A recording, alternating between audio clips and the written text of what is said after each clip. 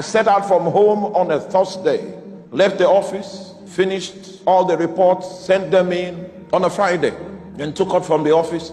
I was going for a crusade, and I got the blessings of my wife. She was heavy with pregnancy, and I was on the crusade ground ministry. There was this guy, he was 50 years old at the time, and he was blind. And while we were praying for healing, one of his eyes began to see. And it created commotion in the place.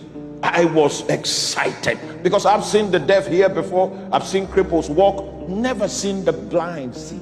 I was rushing after the service to go tell my wife, oh my God, the blind saw. Meanwhile, all the demons I was casting out from my crusade ground, they were going to attack her where she was. I couldn't get her on the phone. I got her the next day. What's going on? She had had a dream. She just tried to sleep, and then she saw something like a ram with many horns trying to drive the horns into her womb, and she held the ram and started plucking out some of the horns, but the dream was inconclusive. When she woke up from the dream, she began to bleed. That was why I couldn't access her on the phone. At the time I got her on the phone, she said, well, I'm not in good shape. The doctors have checked since we lost the baby. Lost what? The blind just saw on the field. And then on the other side of the coin, we lost the baby. We lost the baby.